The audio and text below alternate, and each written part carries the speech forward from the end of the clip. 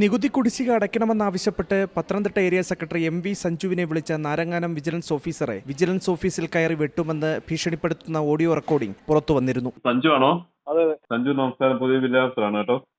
Village ഓഫീസറാണ്. എന്റെ പേര് ജോസഫ് എന്നാണ്. പുതിയ ആളാണ്.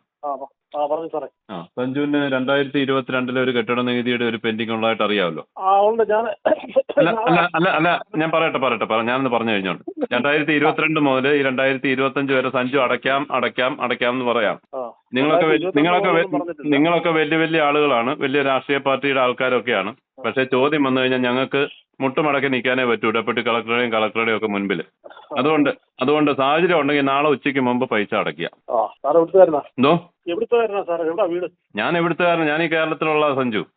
ഇവിടെ വില്ലേജ് ഓഫീസറായിട്ട് ജോലി ചെയ്ത് കുടുംബം പുലർത്താൻ വേണ്ടി വന്നതാ. പുതിയ ആളായോണ്ട് എവിടുത്തുകാരനാന്ന് ചോദിച്ചാൽ ഞാൻ മാവേലിക്കരക്കാരനാണ്. അപ്പൊ